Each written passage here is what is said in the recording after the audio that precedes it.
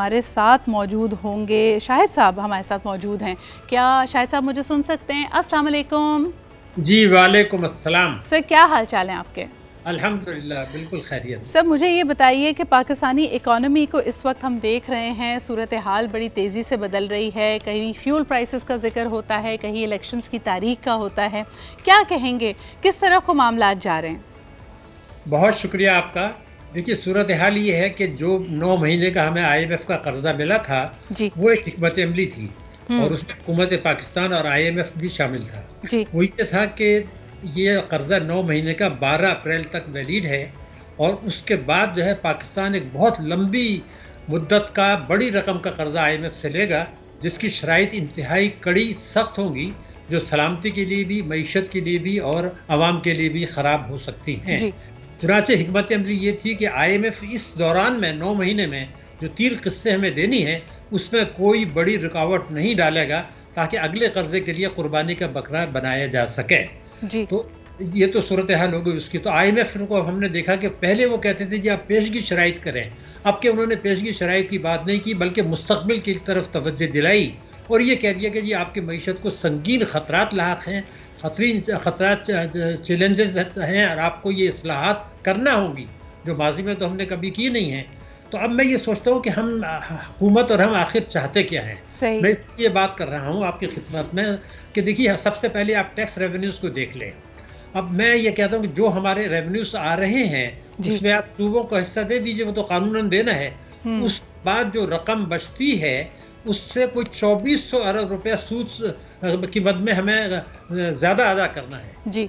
2200-2400 अरब रुपए आपको सिर्फ सूद का अदा करना है तो फिर पूरा मुल्क कैसे चलेगा? मैं ये पूछना चाहता हूँ। तरक्याती अखराजात हैं, दिफा है, उसके बाद तनख्वाहें हैं, तालीम है, सेहत है। शायद साहब वेरी इंटरेस्टिंगली मैं over the weekend I was at a book talk by doctor Ishrat Hussain. उनकी नई किताब में यही मुआजना किया गया है कि पाकिस्तान, भारत और बांग्लादेश लगभग एक साथ आज़ाद होने वाले 3 ममालिक जिनका कल्चर एक दूसरे से काफ़ी मिलता है।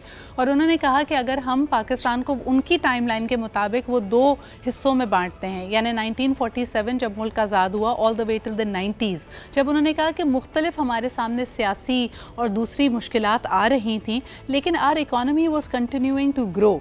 लेकिन फिर 90 की दहाई के बाद जो हमारे इंस्टीट्यूशंस के साथ हमने ख़ुद जालिमाना कार्रवाई की कि हमने उनको इतना वीक बना दिया, इतना कमज़ोर कर दिया कि आज हम कोई भी डेवलपमेंट मॉडल अगर लेके आते हैं, अपनी इकॉनमी को संभालने का इरादा करते हैं, so we have a very very weak foundation, we have a system, we have a bureaucracy, unfortunately we have a institutional infrastructure जो कि डिलीवर ही नहीं कर सकता।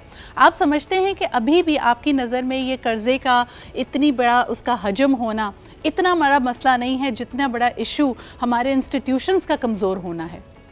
देखिए कर्ज़े भी इंस्टीट्यूशन के होने से और वडेरा शाही कल्चर से और अशराफिया की मईशत की वजह से है। ये एक हिकमत अमली है। न्यू ग्रेड गेम के तहत पाकिस्तान को एक शिकंजे में जकड़ा जा रहा है। ये संगीन ख़तरात हैं। इशरत साहब ने जो बात की वो उनका अपना नुक्ता नज़र है, लेकिन ये हम नहीं भूलते कि पाकिस्तान पहली दफ़ा 1988 में IMF के पास गया था स्ट्रक्चरल एडजस्टमेंट प्रोग्राम के तहत पहली मरतबा, वो निगरान हुकूमत ने की थी। तो उसके बाद से भी तो अब तबाही है, वो हम क्यों नज़रअंदाज कर रहे हैं? उसके बाद हमने देखिए कि 79 में हमने इससे पहले जब जंग लड़ी थी सोवियत यूनियन के ख़िलाफ़ अमेरिका के कहने से, तो उस वक्त तो उन्होंने हमें इमदाद दी। 9/11 के बाद जब ये मसला आया तो उस वक्त खसारा ज़्यादा था, हमारा नुकसान ज़्यादा हुआ, हमें इनाम कम मिला। उसके बाद हमारे ऊपर ड्रोन हमले होते रहे। आज ये सूरत हाल है कि अफ़गानिस्तान की हुकूमत कहती थी कि हम कहते थे कि अफ़गानिस्तान हमारी स्ट्रेटेजिक डेथ है, गहराई है। आज हमारी हुकूमत कहती है कि जी अफ़गानिस्तान की हुकूमत तालिबान की दहशतगर्दी में सहूलतकार है। तो आप देखिए ना, ये बड़ी संगीन सूरत हाल है, इसको मेरे ख्याल से लाइटली ना लें।